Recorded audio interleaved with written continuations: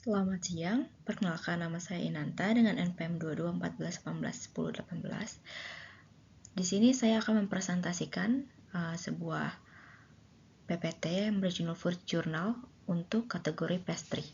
Sebenarnya apa itu pastry? Pastry itu adalah sebuah makanan yang terbuat dari tepung terigu, gula, dan juga air, mentega, serta telur.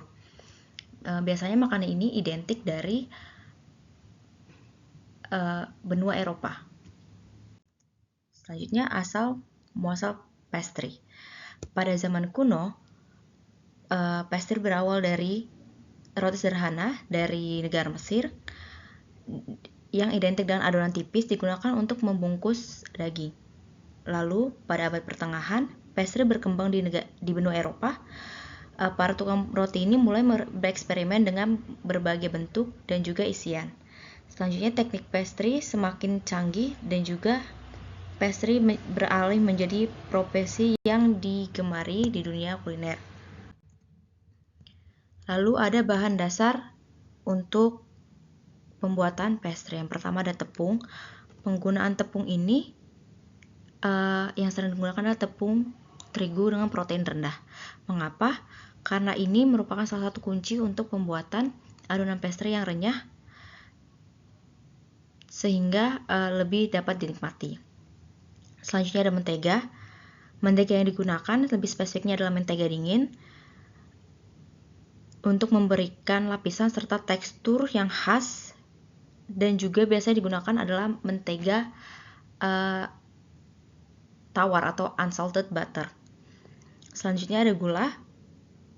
Gula ini digunakan bukan untuk hanya pemanis, tapi juga untuk membantu proses browning. Pilihan gula yang biasa dipilih adalah gula halus untuk mendapatkan tekstur yang lembut. Selanjutnya ada telur. Telur digunakan sebagai pengikat dan juga pelembab. Biasanya disarankan untuk memilih telur yang segar untuk mendapatkan rasa yang optimal. Selanjutnya ada teknik dasar pembuatan pastry. Yang pertama ada pencampuran. Bahan kering dan basah dicampur dengan hati-hati hindari overmixing agar tidak terjadi adonan yang alot. Selanjutnya ada teknik pelipatan. Adonan dilipat berulang kali untuk mendapatkan lapisan-lapisan yang renyah dan juga khas. Disinilah digunakan tadi mentega yang dingin. Selanjutnya ada teknik pendinginan. Adonan harus diistirahatkan di dalam kulkas selama beberapa menit. Proses ini membantu agar mentega yang sebelumnya dicampurkan lebih menyatu dan adonan lebih mudah dibentuk. Selanjutnya adalah proses pembentukan. Adonan akan dibentuk dengan sesuai jenis pastry yang akan dibuat. Ketepatan mempengaruhi hasil akhir dan juga penampilan dari pastry. Selanjutnya ada jenis-jenis pastry. Yang pertama ada puff pastry. Karakteristik dari puff pastry ini terkenal dengan lapisan yang berlimpah. Ketika dipanggang, pastry mengembang dan juga renyah. Selanjutnya, tekniknya membutuhkan pelipatan berulang untuk menciptakan ratusan lapisan. Proses ini memerlukan kesabaran juga ketelitian. Variasinya biasa digunakan untuk berbagai hidangan dari poule à fond hingga malfolie yang mewah. Biasanya puff pastry baik dijual di supermarket dengan keadaan yang sudah frozen, sehingga lebih mudah lagi jika memang tidak ingin membuatnya lebih dari awal. Yang kedua ada soft pastry. Karakteristik dari soft pastry ini ringan dan berongga, cocok diisi dengan krim atau mousse. Teksturnya lembut dan di dalam dan renyah di luar. Selanjutnya, teknik dari pembuatan soft pastry ini, adonan dimasak terlebih dahulu sebelum dipanggang. Proses ini menciptakan uap yang mengembangkan pastry. Memerlukan ketelitian dalam pengatur suhu oven agar pastry tidak terlalu overcook. Selanjutnya variasinya ada eclair, profiteroles, dan Paris-Brest. Merupakan contoh dari soft pastry yang populer. Nah, bisa disajikan dalam rasa yang manis ataupun gurih. Selanjutnya ada short crust pastry. Karakter dari short crust pastry ini adalah tekstur renyah dan short atau mudah hancur. Soalnya bahan utamanya adalah tepung, mentega, serta air es. Teknik pembuatannya minimal handling untuk mencegah gluten berkembang. Biasanya agar tidak terjadi lipatan-lipatan yang tidak diinginkan pada short crust ini, beda dengan yang pertama puff pastry. Untuk teknik pelipatannya sendiri lebih sederhana dibandingkan puff pastry. Terus ini biasanya digunakan untuk pie, kue cheese, serta untuk pembuatan tart. Yang keempat ada Danish pastry. Seperti dari bahasanya Danish, biasanya ini berasal dari negara Denmark atau orang-orang Denmark. Biasa ini adalah makanan khas dari sana. Adonannya, ciri khasnya adonannya berlapis. Danish pastry memiliki lapisan-lapisan seperti puff pastry, namun teksturnya lebih lembut dan juga kenyal. Lalu dia menggunakan ragi. Penggunaan ragi membedakan Danish dari pastry lainnya yang memberikan tekstur yang unik. Selanjutnya untuk varian isinya biasanya diisi dengan krim atau buah atau kacang.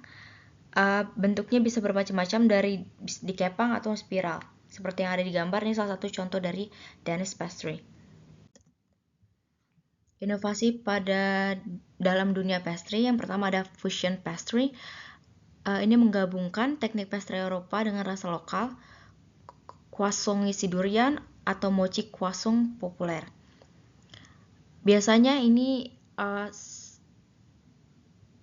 yang sering digemari oleh kalangan remaja ataupun para pemuda-pemudi, karena fusion pastry ini seperti croissant isi durian ini dia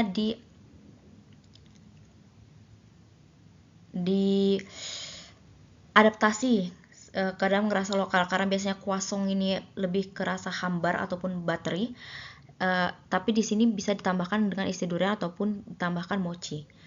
Yang keduanya pastry sehat. Ini menggunakan bahan alternatif seperti tepung almond atau gula kelapa. Biasanya cocok untuk orang-orang yang diet gluten. Makanya menggunakan tepung almond ataupun gula kelapa, tidak menggunakan gula tebu. Selanjutnya ada presentasi yang unik. Pastry didesain seperti karya seni, bentuk-bentuk pastry geometris dan warna-warni berani menjadi tren. Seperti yang pada di gambar, ini salah satu contoh dari presentasi unik, karena di situ seperti yang dilihat ada macaron, namun didesain dengan beberapa tambahan ornamen. Selanjutnya adalah teknologi 3D printing. Printer 3D khusus makanan mulai digunakan, memungkinkan kreasi bentuk pastry yang kompleks. Selanjutnya ada cara untuk menikmati pastry. Yang pertama adalah pengalaman sensori. Karena rasanya yang cenderung buttery, namun seperti Danish pastry dia rasanya cenderung lebih manis ataupun asam karena ada campuran krim dengan buah-buahan. Ini bisa dinikmati setiap gigitan pastry dan kita bisa merasakan tekstur yang berlapis seperti ketika menggigit atau memakan jenis pastry yang puff pastry ataupun Danish pastry, sehingga menciptakan perpaduan rasa yang kompleks. Selanjutnya ada padanan sempurna. Pastry cocok dinikmati dengan kopi atau teh, pilihan minuman yang melengkapi rasa pastry. Misalkan seperti croissant. Nah, biasanya ini diminum dengan menggunakan espresso ataupun latte seperti yang ada di gambar. Itu biasanya dia disobek-sobek sekecil gitu, lalu dicelupkan ke dalam minuman tersebut. Lalu ada kesegaran utama. Pastry terbaik adalah yang baru dipanggang, nikmati selagi hangat untuk pengalaman optimal. Biasanya disarankan untuk memakan pastry ketika masih hangat, karena ketika pastry sudah dingin cenderung teksturnya sudah berubah. Mungkin jika kita salah membuat bisa menyebabkan tekstur yang di luar ini yang biasanya renyah ataupun gurih itu tidak bertahan lama. sehingga disarankan untuk memakan pastry selagi hangat ataupun selagi hangat. Sekian presentasi dari saya, kurang lebihnya mohon maaf. Sekian dan terima kasih.